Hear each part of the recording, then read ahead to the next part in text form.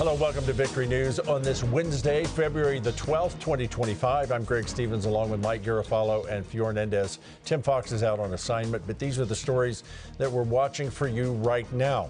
Donald Trump and Elon Musk talk with the press in the Oval Office about the progress the Department of Government Efficiency is making so far.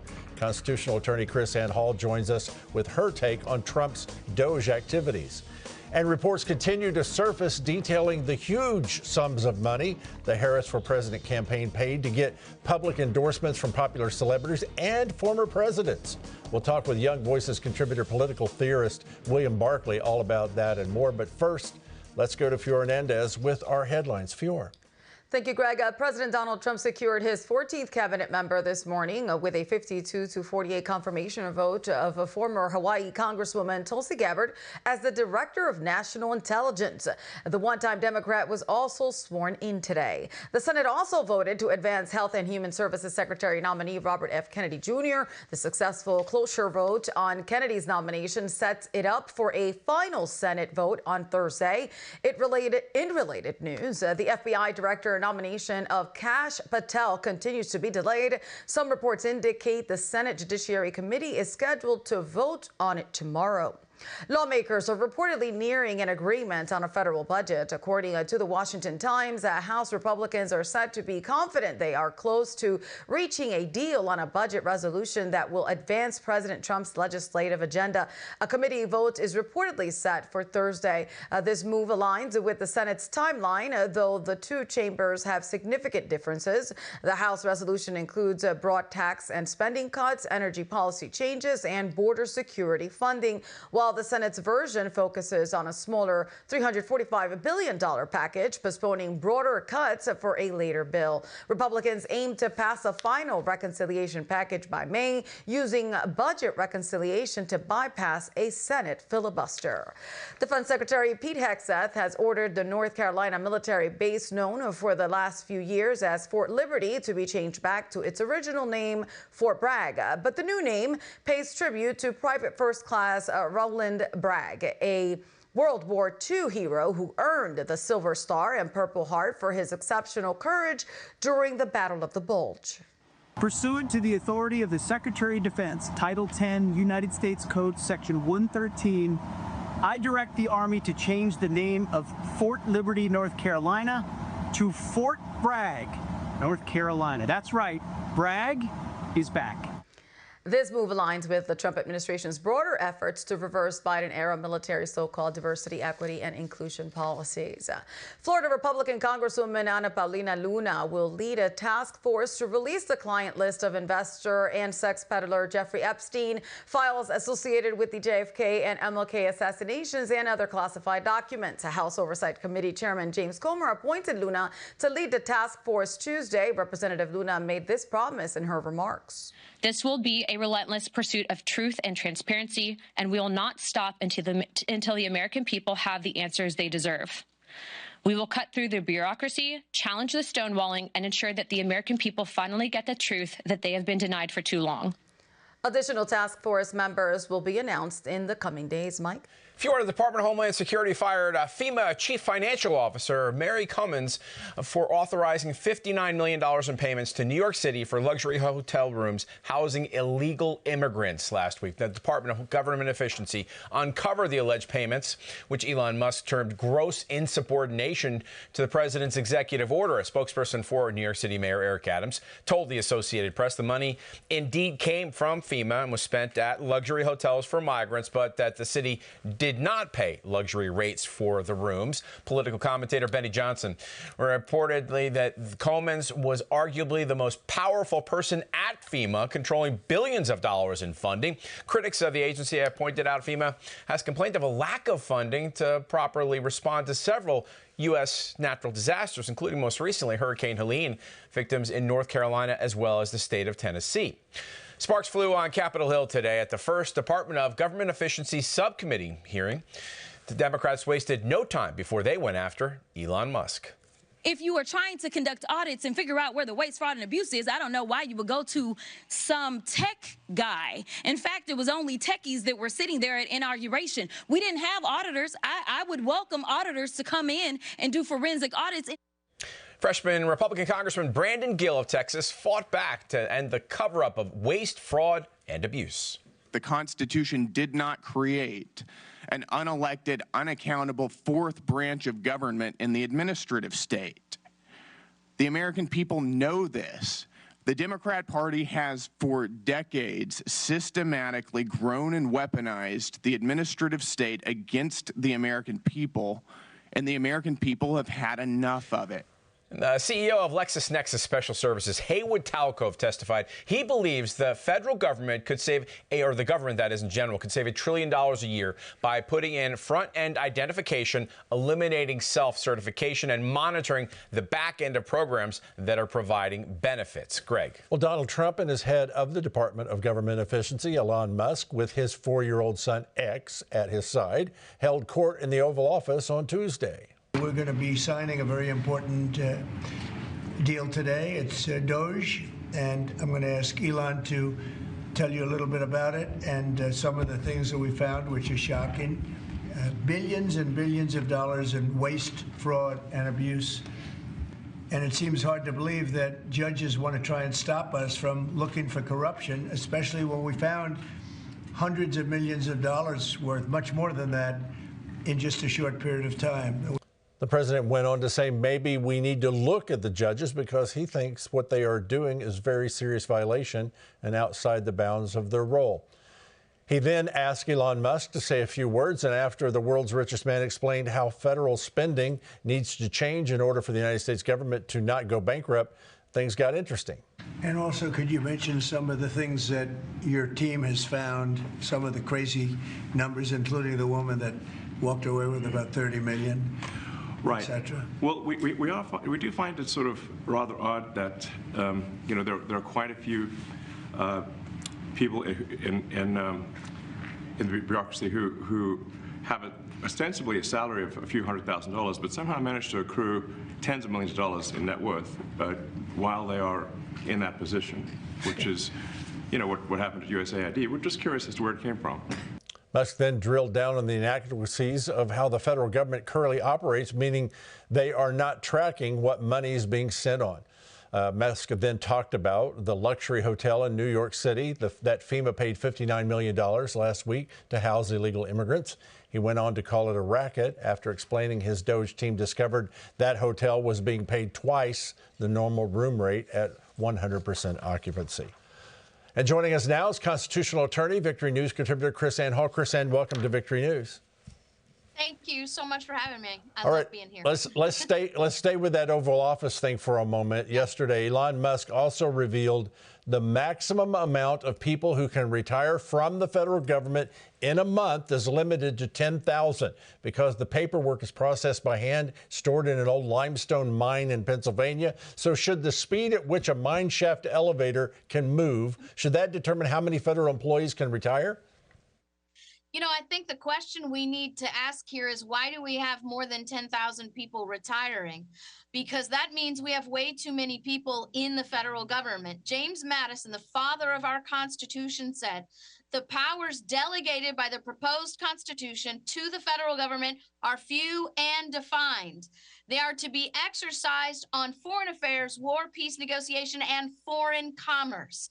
If we have more than 10,000 people wanting to retire at one time, that is an indication that our government is no longer limited and defined, and it's doing a whole lot more than it needs to, and we need to get a whole lot more people out of there. Now, Chris-Ann, you know a lot about Russia and the Ukraine, so let me ask you this.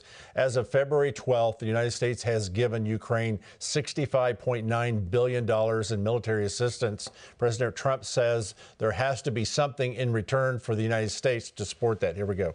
We're spending hundreds of billions of dollars, and you know, they may make a deal, they may not make a deal, they may be Russian someday, or they may not be Russian someday, but we're going to have all this money in there, and I say I want it back. And I told them that I want the equivalent, like $500 billion worth of rare earth, and they've essentially agreed to do that. So the president says Ukraine's ready to give an equivalent amount back to the United States in rare earth minerals.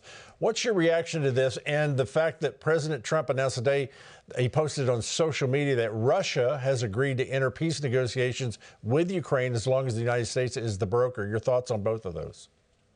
Well, look, when we fought for our independence from Great Britain, we actually got help from France, Spain, and Holland.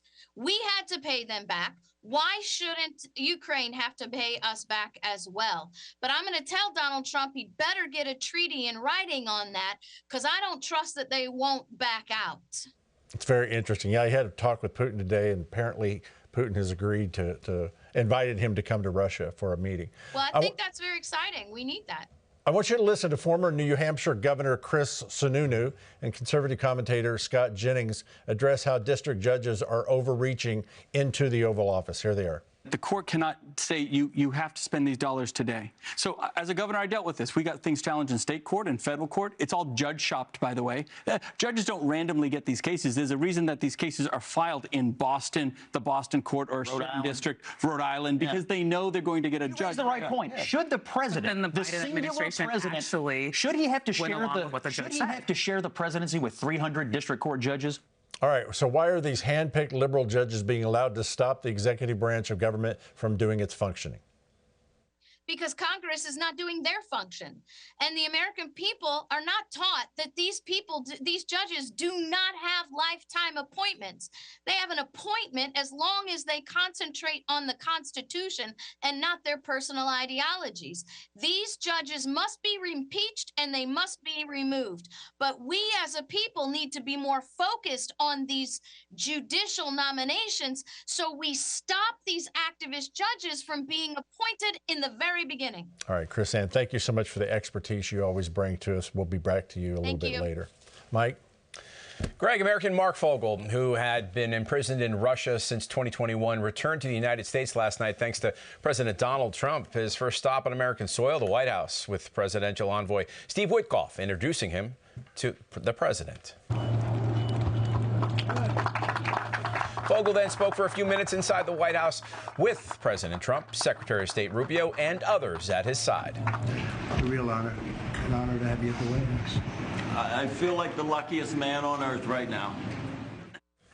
Fogel thanked his family for not letting the U.S. government forget about him. His now 95-year-old mother spoke to Donald Trump about her son at the Butler, Pennsylvania rally over the summer. Before Donald Trump was shot, Trump reportedly told her if he won the election, he would get Mark released.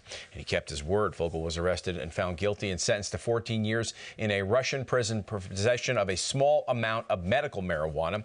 The deal also included the release of a Russian cyber criminal. And just today, U.S. envoy for hostages Adam Boehler announced an American is one of 3 hostages released from Belarus. That happened today. The identity of that person has yet to be released. And just a day after the release of Mark Fogel, we are learning Donald Trump had a call today with Russian President Vladimir Putin about ending the war in Ukraine. In a post on Truth Social, the president said this: "We agreed to work together very closely, including visiting each other's nations. We have also agreed to have our respective teams start negotiations immediately." Donald Trump then posted this about his conversation with the leader of Ukraine. He, like President Putin, wants to make peace. We discussed a variety of topics having to do with the war, but mostly the meeting that is being set up on Friday in Munich. That meeting will include Vice President J.D. Vance and Secretary of State Marco Rubio. The president also said it is time to stop this ridiculous war. Fior. Mike, a constitutional law attorney, Jonathan Turley, questioned federal judges attempting to block a Trump executive orders and agenda. Turley told Fox News the federal employee buyout was, quote, perfectly within the president's wheelhouse. I think that Trump is on very solid ground with the buyout. I'm still a bit baffled by what the court is doing here. The presidents are allowed to dictate conditions of employees coming into the office, what they're working on. All of that is part of Article 2 powers of the president controlling the executive branch. Turley explained the 65,000 federal employees were given parameters for continuing to work from home. Resign. Turley emphasized they agreed. That seems to me to be perfectly within the wheelhouse of the president, so I think he's going to win on that. Turley added the employees were guaranteed employment protections, but not permanent employment. Federal Reserve Chairman Jerome Powell testified Tuesday before the Senate Banking Committee. He said this when asked about if he thought debanking someone for their political view was fair. Would you think that fair? No, I sure wouldn't. And as I mentioned earlier, I too am troubled by the quantity of these reports, and really want to understand better why this is happening. One theory is that banks are just very risk averse around BSA and money laundering, and that's because we're so tough on them and that they just don't. Any red flag is enough. Powell also said he was waiting for the inflation rate to drop before he would consider lowering interest rates again. Representative Nancy Mace of South Carolina took to the floor of the House of Representatives on Monday with sexual accusations against 4 men. The Republican accused the men, including her ex-fiance, of rape, sex trafficking, and other sex crimes against her and other women, including underage girls. Mace says she came forward after uncovering a trove of more than 10,000 videos and other evidence on the phone of her former fiance, Patrick Bryant. He forgets that I used to be a computer programmer. None of this is conjecture. These are not allegations. These are facts. It is documented, sometimes with metadata. I knew how to get that too. Patrick Bryant has denied the allegations. Greg? Former Vice President Mike Pence's watchdog group is urging Elon Musk and Doge to end the wasteful spending of taxpayer money on Planned Parenthood.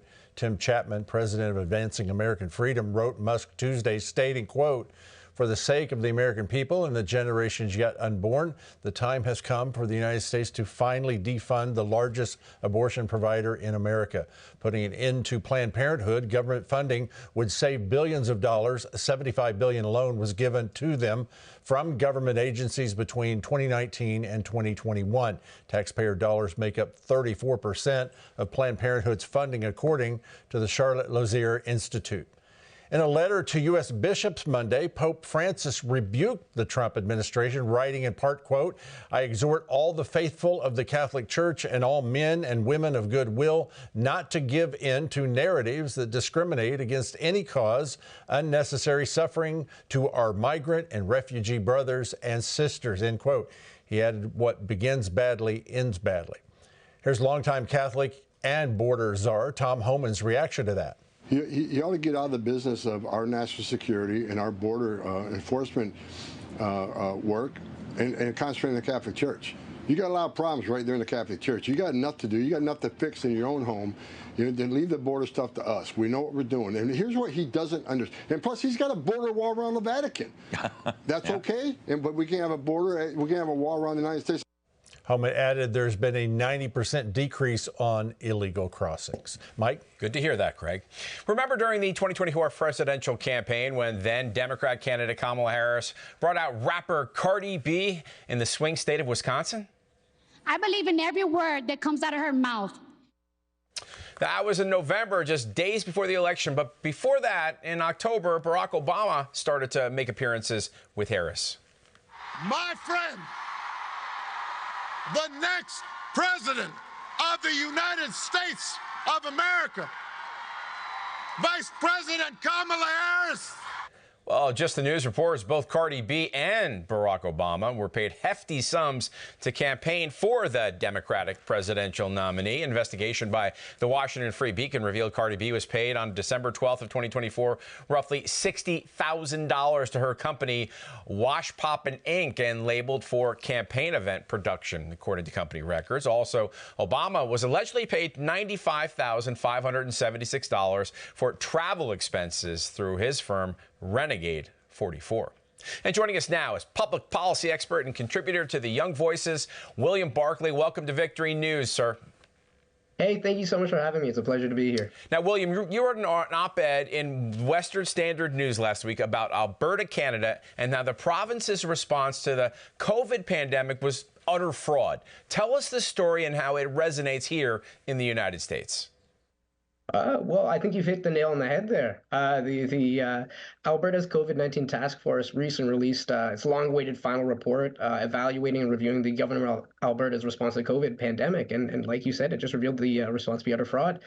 Throughout the pandemic, the government of Alberta openly rejected trusted medical data and evidence, as well as pre-established pandemic response protocols, in order to implement its own flawed initiatives, and numerous policies were already commonly known to be effective. And I think the major example here is that the government of Alberta prioritized containment of the virus in many of its recommendations and policy directives, despite the fact that everyone knew containment was completely unjustified and not at all supported by any extant data or information.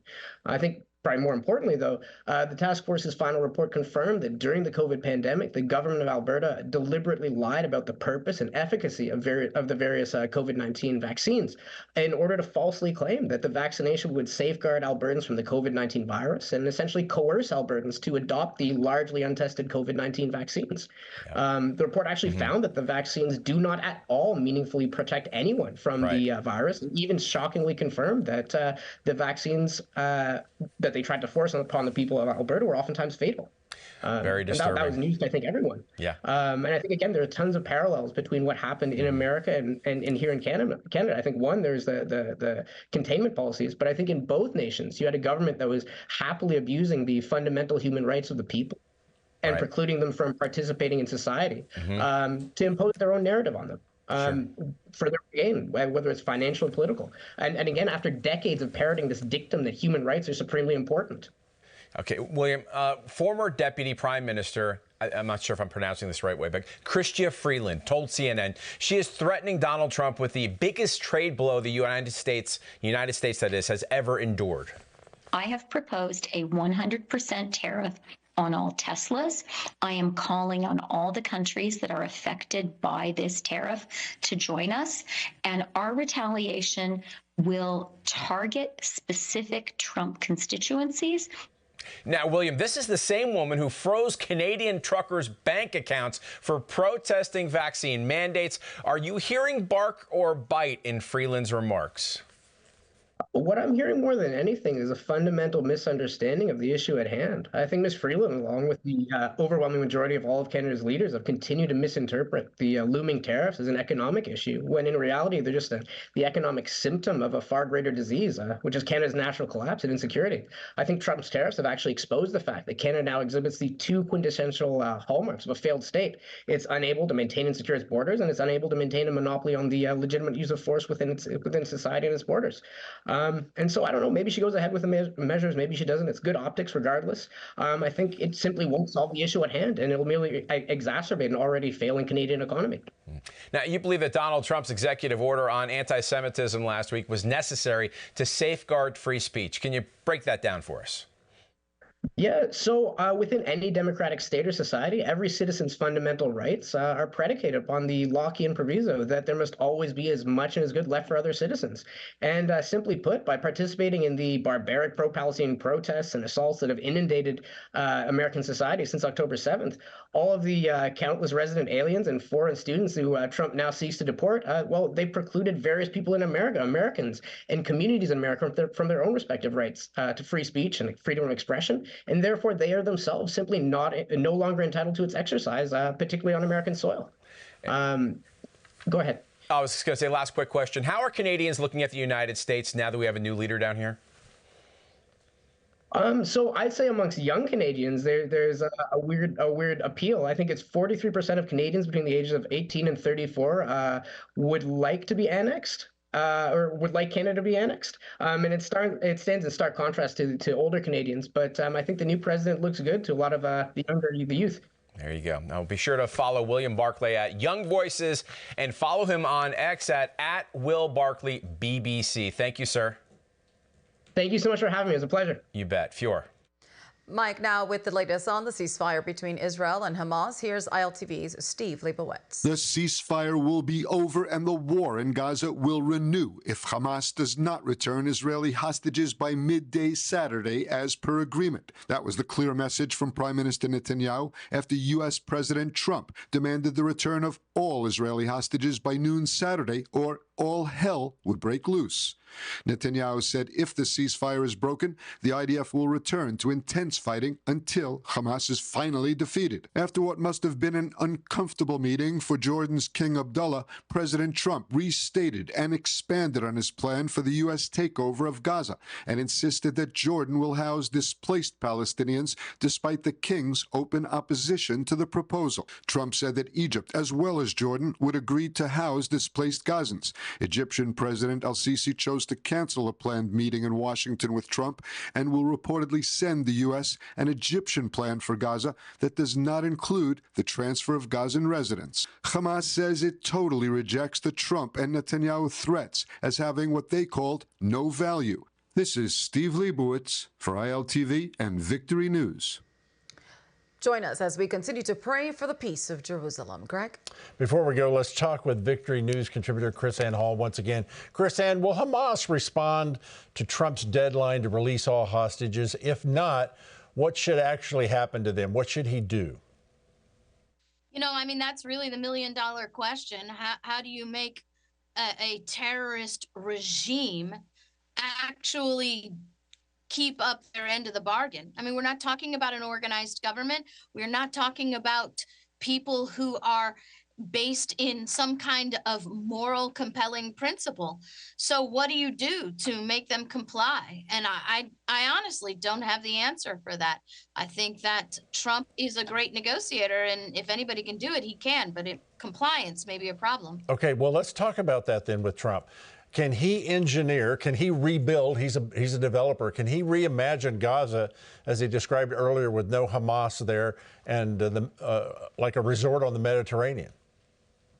Well, I mean, obviously that's going to take the cooperation of multiple parties and governments included. Can he negotiate it? I believe that if anyone can negotiate anything, it's Donald Trump. But once again, these people have been fighting for a very long time, and momentary peace is not a lasting peace, and that's what we need to be struggling for. This goes all the way back to Samson in the Bible. That's exactly, yes. You're exactly right. That's how far it goes back. KrisAnne Hall, thank you so much for being with us today, the expertise you always bring us. All right. God bless, guys. God bless you. Thank you. As we go today is a very special day for all of us here at Victory Channel and Victory News. Today is Gloria Copeland's 83rd birthday. There's a picture of the lovely Gloria Copeland, and we're here because of her and Brother Kenneth. So we thank God for you, Sister Gloria, and have a wonderful and blessed happy birthday. There's a phone number on the bottom of the screen. You can call 877-281-6297. Licensed prayer minister will pray with you. Would you do me a favor and join with me, and let's agree together for Gloria Copeland and thank God for her. Father, we thank you for Gloria Copeland. We thank you for the leadership she's provided to this ministry for so many years and decades. We thank you that she is healed and whole and well, and that this 83rd birthday will be the best birthday that she has experienced. We thank you for her, and we thank you for the anointing on her for the days in the future. In Jesus' name, amen. Our thanks to William Barclay, KrisAnne Hall, and especially you. Thanks for joining us. We return tomorrow at noon Eastern, 11 a.m. Central with retired fighter pilot and corporate coach Ed Rush. So make sure you're here as well. The world reports the problem. Victory Channel brings the answer. Whatever's born of God overcomes the world. You're a world overcomer. Don't forget it. Stay in faith. We'll see you tomorrow.